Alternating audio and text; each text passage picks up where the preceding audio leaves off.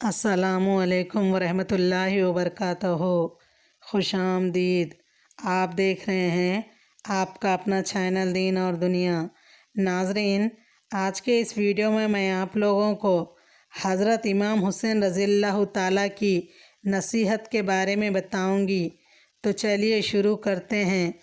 उमर बिन साद ने मुहर्रम की 7वीं तारीख़ को दरिया के आगे और हज़रत इमाम हुसैन रज़ियल्लाहु ताला के ख़ैमे के सामने अपना लश्कर डाल दिया और दरिया पर कब्ज़ा जमा लिया और फ़ौजियों को हुक्म दिया कि औलाद रसूल को एक बूंद पानी भी न दिया जाए।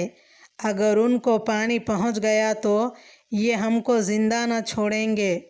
उस वक्त औलाद रसूल का प्यास की तेज़ी से ये हाल था कि हर एक बड़ा छोटा प्यास प्यास पुकारने लगा और बच्चों की चीखें निकल गई।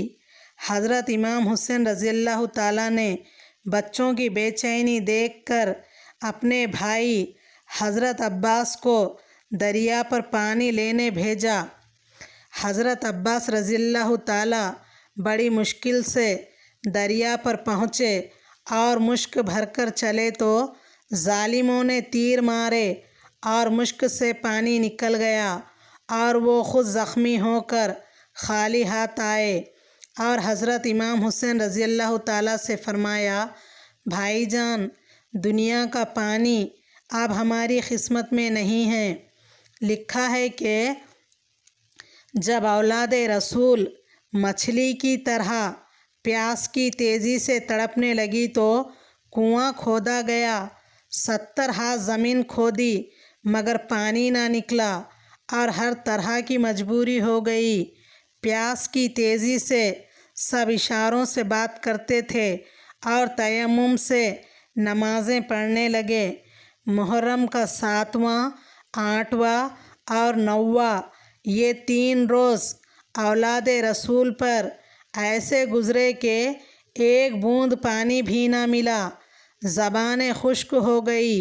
उस वक्त हज़रत इमाम हुसैन रज़ियल्लाहु ताला ने फ़रमाया कि ऐ मेरे प्यारो, सब्र करो, सब्र खूब है और अल्लाह को महबूब है। सब्र करने वालों पर अल्लाह ताला की रहमतें बरसती हैं और जन्नत सब्र करने वालों की आशिक है।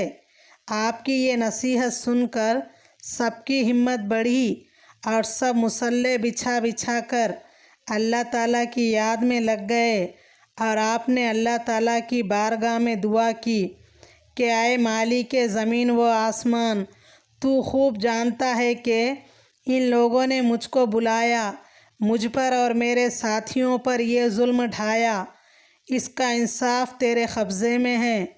और अपने साथियों से फरमाया कि तुम वापस चले जाओ। सब भाई और भतीजों ने कहा, ऐ रसूल पाक के बेटे, बड़ी शान व हिम्मत वाले, ये हमसे हरगिज़ न हो सकेगा कि इस मुसीबत में आपको छोड़कर भाग जाएं।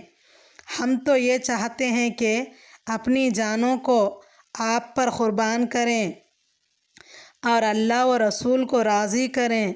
फिर आपने फरमाया, ऐ मेरे प्यारो, तुम्हारी मर्ज़ी। अगर तुम ये चाहते हो कि शहादत का दर्जा हासिल करें तो जन्नत तुम्हारे कदमों के नीचे है और प्यास बुझाने को कौसर का पानी तैयार है। लिखा है कि मुहर्रम की 9वीं तारीख़ की रात गुज़री और शहादत का दिन आया और 10वीं तारीख़ की सुबह ज़ाहिर हो गई। आप नमाज पढ़कर जाए नमाज ही पर बैठे थे कि जालिमों का लश्कर लड़ने के लिए आ गया और डंके की आवाज़ आई। फिर आपने लड़ने का सामान दुरुस्त किया। आप ऊँटनी पर सवार हुए और यजीदी फ़ौज के सामने आए और अल्लाह व रसूल की तारीफ़ बयान की। फिर फरमाया, ऐ कोफियो, तुम जानते हो कि मैं कौन हूँ और किसकी औलाद हूँ। ज़रा सोचो तो, क्या मेरा क़त्ल करना मुनासिब है? क्या मैं तुम्हारे रसूल का नवासा नहीं हूँ जिनका तुम कलमा पढ़ते हो? اور کیا میں علی شیر خدا کا بیٹا نہیں ہوں، جن کی محبت کا تم دعویٰ کرتے تھے کہ ہم علی کی جماعت ہیں، اور اسی وجہ سے تم لوگوں نے مجھ کو بلایا اور اس مصیبت میں پھنسایا کہ مجھ کو اور میرے بال بچوں کو پانی سے ترسایا۔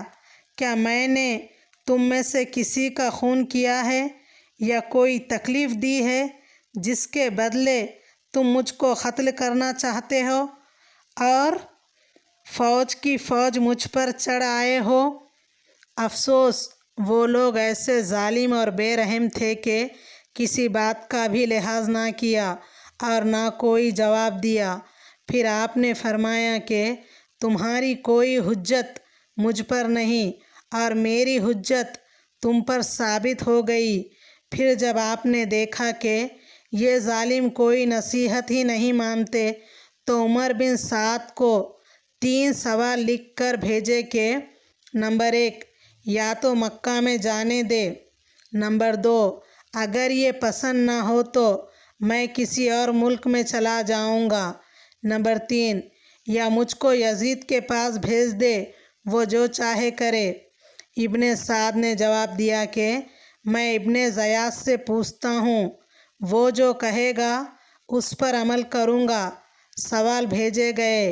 ابن زیاد نے جواب دیا کہ اے ابن سعد، خبردار، ہم نے تجھ کو لڑنے کے لیے بھیجا ہے یا صلح کرنے کے لیے؟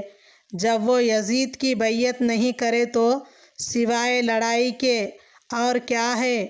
تو ان کی بات نہ سن۔ اگر اس حکم میں دیر کی تو میں تجھ کو حکومت سے الگ کر دوں گا۔ ابن سعد نے آپ کو یہ حکم سنا دیا کہ یا تو بیعت کرو ورنہ لڑائی تیار ہے۔ پھر آپ نے اپنے ساتھیوں سے فرمایا کہ خیموں کے چاروں طرف خندق بناؤ اور اس میں آگ جلا دو کہ کوئی ظالم خیمے میں نہ جائے، اور آپ گھوڑے پر سوار ہوئے اور اپنے فدائیوں کی صف درست کی اور فرمایا تم لڑنے میں پہل نہ کرنا، جب کوئی آدمی دشمن کی فوج سے لڑنے آئے تب لڑنا۔ اس کے آگے کا قصہ میں اگلے ویڈیو میں بیان کروں گی۔ ہمارا یہ ویڈیو پسند آیا ہو تو ہمیں سبسکرائب کیجئے، بیل آئیکن کو بھی پریس کیجئے اور اس ویڈیو کو زیادہ سے زیادہ شیئر کیجئے۔ اللہ حافظ۔